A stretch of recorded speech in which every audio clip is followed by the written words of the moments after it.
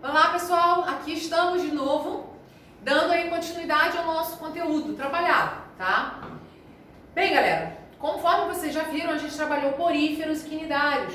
Todos dois estão relacionados ao ambiente aquático, né? A partir de agora a gente vai começar saindo um pouquinho do ambiente aquático e indo um pouquinho para a nossa rotina de vida, ok?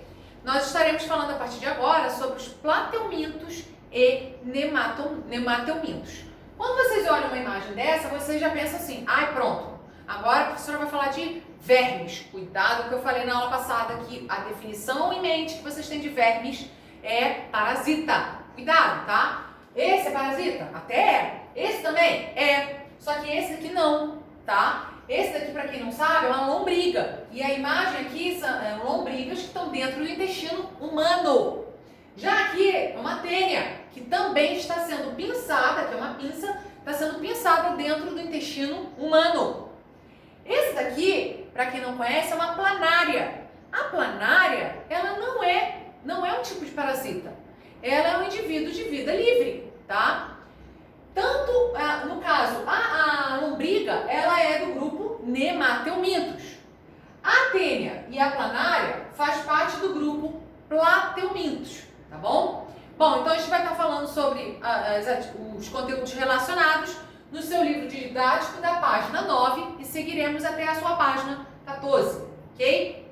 Bem, já começa o conteúdo mostrando essa charge aqui. E aí demonstra o menino, ao receber um prato com comida, ele já começa a reclamar do prato, perguntando se aquela comida é verme, né? Não se deve falar isso da comida, né? Mas ele fala, o que está nesse prato? É verme? E a mãe, experimenta.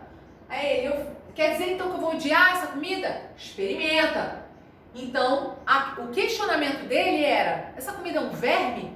Primeiro, o que seria verme, né? Aquilo que eu falei para vocês anteriormente, vem aqui na pergunta, nessa questão aqui, ó. Para você, o que é um verme? Aí entra o questionamento. Agora vocês já sabem o que é um verme, né? Mas se eu não tivesse falado, provavelmente vocês responderiam. Verme é aquilo que eu tenho dentro da minha barriga se eu botar a mão suja na boca. Verme é aquilo que eu posso pegar se eu não tiver saneamento básico. Verme, então, vocês vão ter várias definições. Porém, a partir de agora, vocês já sabem que verme são indivíduos, são animais invertebrados que possuem o corpo alongado, ok? Bem, que animais são considerados vermes? Acabei de falar, né?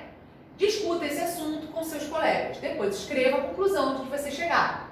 Apesar, então, da maioria das pessoas já ter ouvido falar sobre esses vermes, parece ser um pouco difícil encontrar uma definição para o que é realmente um verme. No caso, os plateumintos e os nemateumintos são exemplos desses vermes, tá? Nós vamos falar mais à frente de outros vermes, ok? Então, muitas espécies não são parasitas, como eu falei. A planária é plateuminto, que é o mesmo grupo da tênia, e ela não é parasita, ela é um indivíduo de vida livre. Vamos começar aí pelo plateuminto. Os plateumintos têm o corpo mole, que é a definição para verme, e uma característica que define plateuminto. Prestem bastante atenção. Vocês já têm a palavra-chave de cada grupo. Vamos lá. Retomando lá o conteúdo lá do porífero. Porífero são animais invertebrados que possuem o corpo formado por poros. Quinidários são animais invertebrados com o corpo formado por células que liberam substâncias urticantes, né? Que são os quinidoblastos. Aí você já consegue lembrar os exemplos, né? Plateumintos são vermes, que são indivíduos de corpo alongado, né? E achatados. Aí a gente lembra da tênia, da planária, né? Do esquistossomo. Bom, vamos começar pela planária. Essa imagem aqui é a demonstração de uma planária, que inclusive está aqui na abertura, tá? O olhozinho dela, o olho, que é chamado corretamente de ocelos, que são olhos simples, é exatamente assim. Ela parece ser um pouco estrábica, né? Bem, então a planária é um plateuminto de vida livre, ele não é um parasita, e pode ser encontrado tanto em ambientes aquáticos quanto terrestres também. Ambiente terrestre que tem a grande umidade, tá? Na extremidade anterior do seu corpo localiza-se esses ocelos, que são olhos simples e que só captam a luz, tá? Muita luz ou pouca luz. Eles não conseguem definir imagem com cores, né? Não, é só definição de luz, tá? Bem, a boca e a faringe fica na parte inferior. Eu já sei que vocês pensaram maldade, tá? Isso aqui não é nada do que vocês estão pensando. Isso daqui é a boca e a faringe, que ao invés de ficar, no nosso caso, a boca fica na parte externa e a faringe para a parte externa. Nesse animal é o contrário, a boca fica na parte interna e a faringe fica na parte externa. Então a faringe é esse caninho que está do lado de fora, que vocês pensaram outra coisa, né? E a boca fica no corpo do indivíduo. Essa região aqui, onde está a boca e a faringe, é o que a gente chama de região ventral, que é a região onde fica o ventre, tá? E a parte das costas do animal é o que a gente chama de região dorsal, que é o dorso, tá? A parte genital do animal nem dá para se ver direito, tá? Aquilo que vocês confundiram, na verdade, fica mais atrás e nem se dá para ver, ok? Bem, na região então ventral há pequenos cílios que auxiliam na locomoção e abertura da faringe. Para se alimentar, a planária lança a faringe sobre o alimento. Isso aqui não fica toda a vida para fora, tá? Ela só lança a faringe para fora quando o alimento estiver disponível, e que é facilmente digerido e segue para o intestino. O intestino já fica na parte interna. No caso, a planária, ela é um animal hermafrodita, ou seja, ela tem os dois sexos no indivíduo. As planárias também podem se reproduzir de modo assexuado, quando o corpo se alonga e se divide em dois, que é o que a gente chama de regeneração. Então, se cortar um indivíduo em vários pedacinhos, claro que você não vai fazer isso porque é muita maldade, mas se você fizer, você vai gerar vários indivíduos, tá? Se você cortar ele em 10 pedaços, você vai gerar 10 planárias, todas elas idênticas uma à outra, tá? Porque elas fazem um procedimento chamado de regeneração. Bom, começando agora a falar das parasitoses, né, das verminoses causadas por alguns parasitas. Vamos começar pelo esquistossomo. O esquistossomo é o verme responsável por causar uma doença chamada de esquistossomose, também conhecida como barriga d'água. A pessoa fica com uma barriga redondinha, confunde-se até com gravidez, né? Ela pode ser causada pela seguinte maneira. Primeiro, esse esquistossomo, né, que o nome científico dele é Esquistossoma mansoni, ele se aloja no intestino da pessoa infectada. Essa pessoa, quando defeca próximo à região com água, né, lago, rio, esses ovos são eliminados para o exterior com essas fezes. E aí acaba contaminando a água e o solo. Na água, os ovos liberam pequenas larvinhas que são chamadas de miracídios, tá? Essas larvas, elas penetram no caramujo, e esse caramujo, lembrando que o caramujo é o hospedeiro intermediário, tá? O hospedeiro definitivo, no caso, é o ser humano. O hospedeiro intermediário, que é o caramujo, que é conhecido como biofilária, no caramujo ele se transforma em outra larva, que é chamado de cercária, tá? Então, essa larva recebe dois nomes, miracídio, e quando ela está no caramujo, ela recebe o nome de cercária, ok? Agora, a pessoa, no caso infectada, ela pode eliminar centenas de ovos diariamente. Agora, próxima verminosa. Tênia.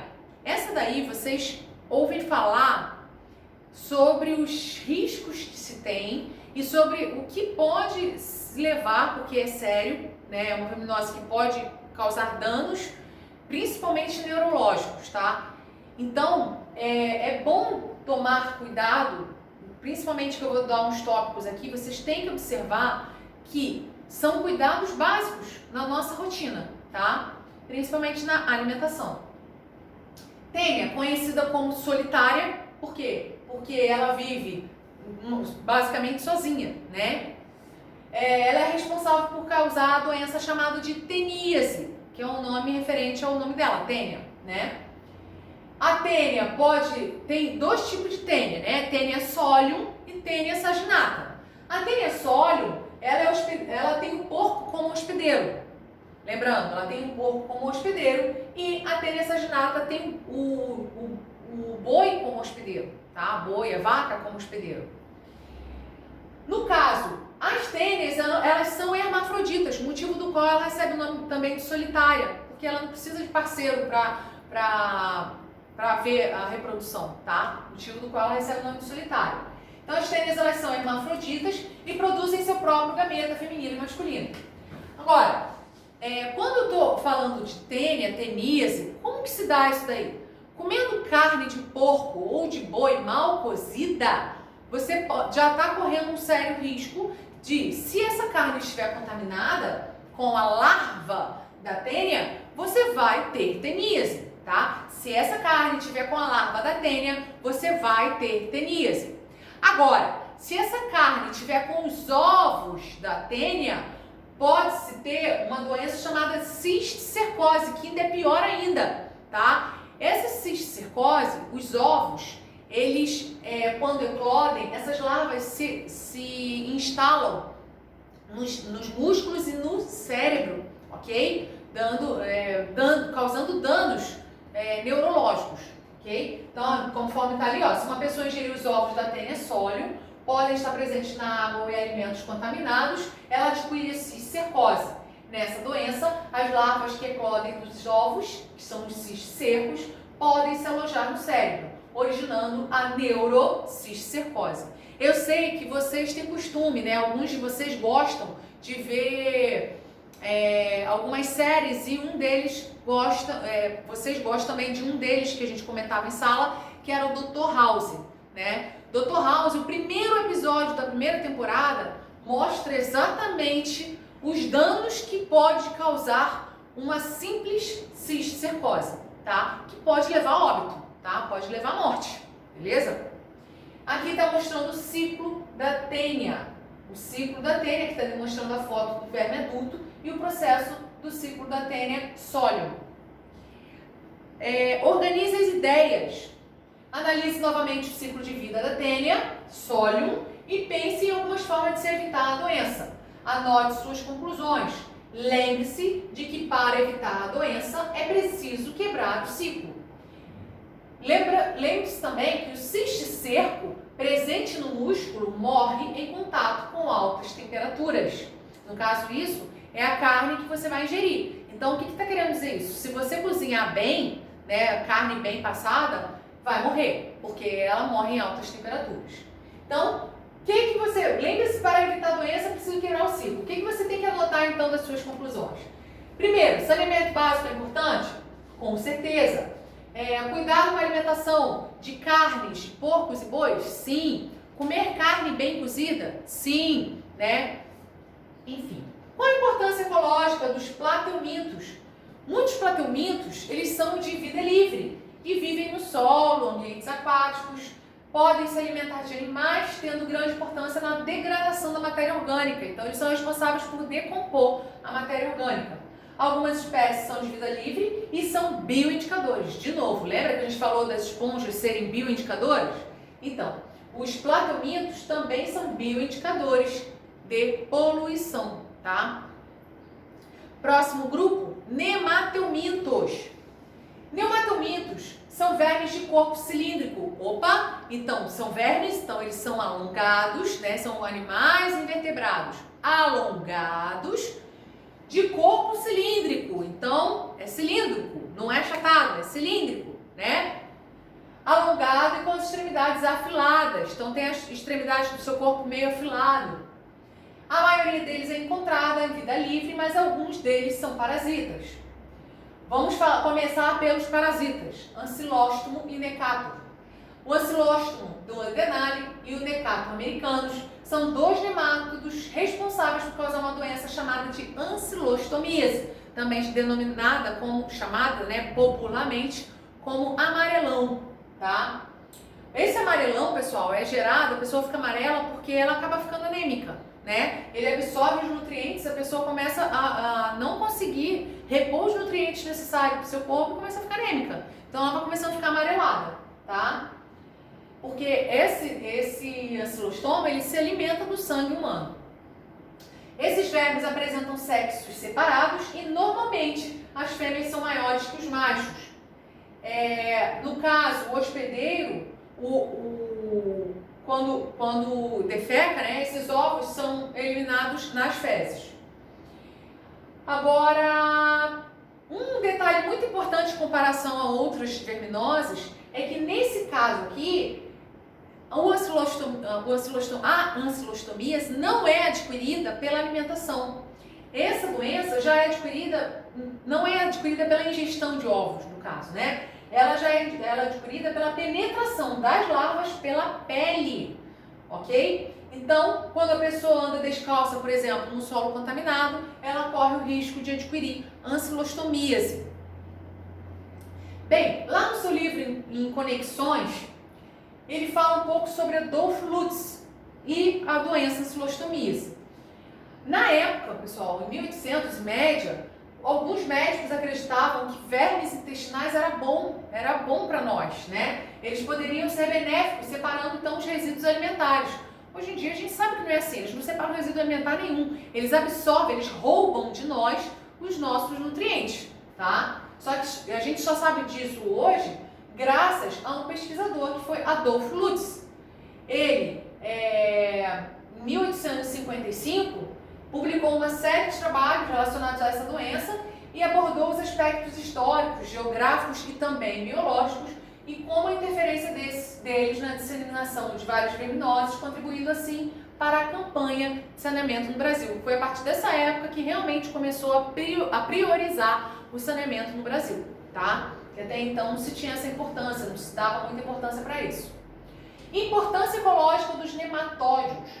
Os nematódios podem parasitar invertebrados que são considerados pragas em lavouras. Por esse motivo, acabam sendo utilizados como agentes de controle biológico de pragas. Então, os nematódios são usados para exterminar pragas, tá? Esses parasitas de plantas retiram substâncias nutritivas e alguns liberam substâncias tóxicas no interior da célula vegetal. Os nematódios de vida livre são importantes para o solo porque auxiliam na decomposição da matéria orgânica. E algumas espécies de nematódios são consideradas predadoras, então elas se alimentam de outros animais. E lombriga. Lombriga, que é o que a gente chama de ascaridíase, né? Que é a verminose causada pela lombriga. Muito comum pela Ascaris lumbricoides, que é o nome científico dela, que é conhecido como lombriga causadora da doença ascaridíase. Diferente das tênias, as lombrigas apresentam sexos separados. Vocês observam aqui, ó, que o indivíduo fêmea e o indivíduo macho, tá? Você percebe que o indivíduo fêmea é bem maior do que o indivíduo macho. E a demonstração de como que ocorre o ciclo da ascaridíase, tá? O processo se dá exatamente pela contaminação, pela ingestão de alimento contaminado. Bem, galera, conteúdo bem pequenininho, bem curtinho, né? Vocês vão fazer aí a atividade da página 11, Organize as Ideias, página 13 e 14 do seu livro didático. E também fará página 10 e 11 do seu livrinho de atividades, tá bom? Pessoal, qualquer dúvida, vocês podem entrar em contato comigo, vocês sabem como entrar em contato comigo, eu estou disponível para ajudá-los, ok? Então, é isso, até a próxima aula.